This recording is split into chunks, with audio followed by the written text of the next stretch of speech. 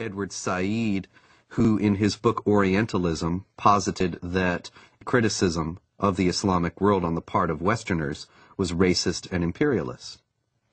It is spread in order to make political points, to accustom Westerners to the idea that Muslims are here to stay in the United States and that they must not be questioned in terms of their loyalty to the secular framework of Western society, of the United States and of Europe as well. That they must not be questioned in this, despite Islam's historical, political character, because Islam is a religion of peace. And this fiction has become so entrenched in American public discourse as to be practically beyond question, such that anybody who does question it is immediately branded as a racist, a hate-monger, a bigot.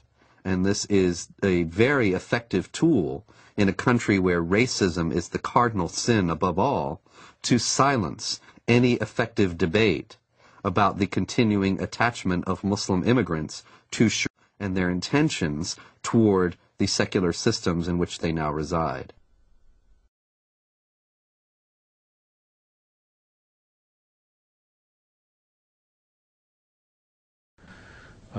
Is that this is not a clash against Islam or Arabs. This is about freedom, not culture. It's about working with Islamic governments who want to move forward into the modern world, working with Islamic governments who see their face as the face of peace, and working against the violence and the terror and the people that would seek to hold back the world and would seek to disrupt peace and freedom for others. And so that is what it's about for us. The true faith of Islam, we believe, is a religion of peace, and we intend to work with them in that regard. The true faith of Islam, we believe, is a religion of peace. Islam has to be known as more than a religion. The idea that Islam is a spiritual religion like, for instance, Christianity, is completely incorrect. It would be incorrect to describe Islam as primarily, let alone solely, a religion. Since its early beginning in Muhammad's lifetime, it has also been a geopolitical project and a system of government, a political ideology, if you will. Islam from its beginnings was both a religion and a system of government. For example, the Islamic calendar doesn't base year one from the time that Muhammad was born or the time that Muhammad received his first revelation from God, which I think are both what Westerners might expect, but from the time that Muhammad became the leader of an army and the head of state in Medina. This is the beginning of the Islamic calendar because in the Islamic understanding, Islam is a political and social system as well as an individual faith. In Islam, the separation between temporal, secular, and religious power is not only impossible, it is heretical. Only in the complete blending of all aspects of human activity and all aspects of political and legal functions of the state can we have the caliphate, the properly organized state that is pleasing to Allah. When Westerners think of religion, whether it's Islam, Christianity, Judaism, Hinduism, and all the isms in the world, Westerners think that it's a personal issue. A Buddhist will go to the temple and peacefully worship whatever he does, meditates, contemplates. A Jew goes to a synagogue and does his mitzvot, his good deeds. A Muslim goes to the mosque, pays zakat, alms, or go to the pilgrim al-Hajj in Mecca, or a Christian goes to church on Sunday. They think it's a personal issue, that religion is a personal issue. So when they look at Islam, they compare Islam with the way they understand religions. And that's the first mistake. Islam is not a religion for personal use. Islam is sharia law. Islam is a form of government to the world first, then to a personal application. It is not just how you pray or whether you pray towards Mecca. It's how you dress.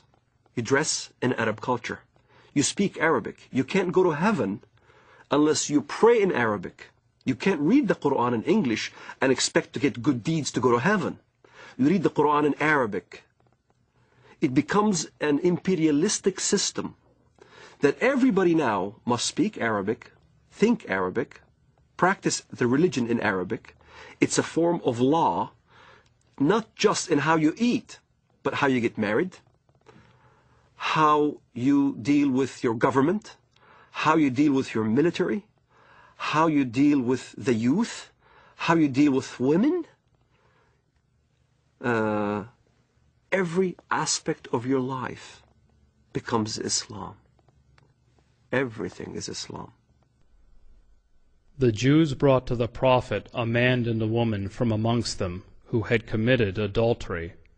The Prophet ordered both of them to be stoned to death near the place of offering the funeral prayers beside the mosque.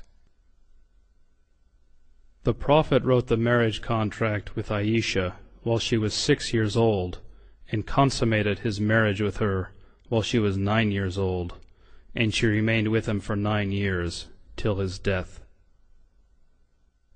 In no way is Islamic Sharia, Islamic government, compatible with Western understandings of human rights and freedom of conscience.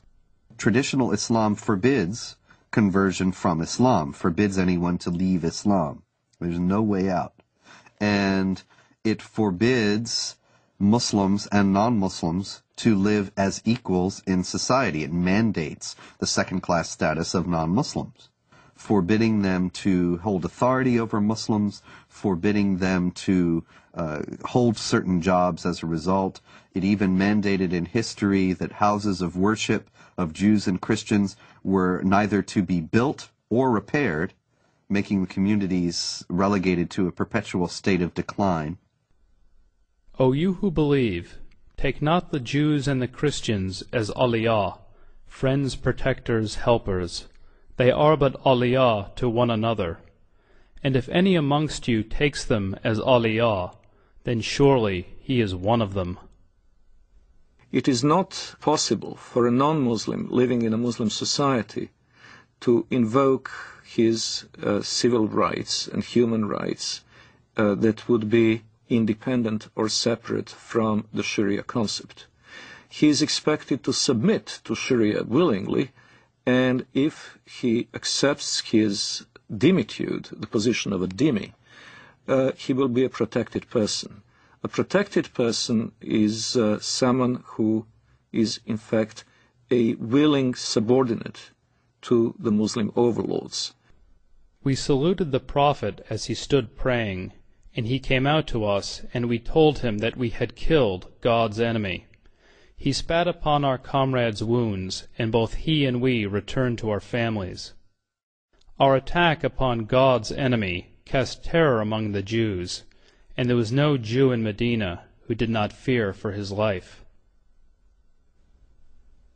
The hadith very clearly says, the hadith, which is what Muhammad said, I have been ordered to fight until everyone says that there is no God but Allah, and Muhammad is the messenger of Allah. So this is how Islam spread to North Africa. This is how Islam spread all the way to Indonesia.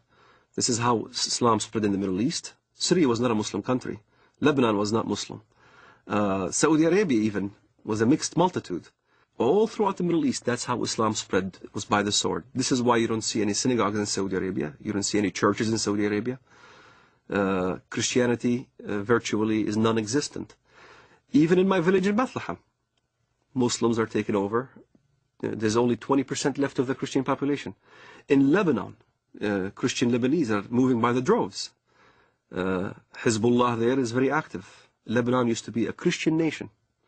Now, all of a sudden, it's being Islamized. So, Islam is moving.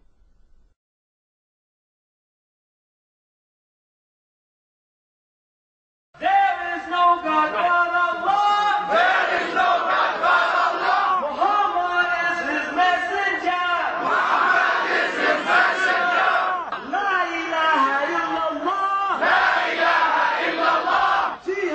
not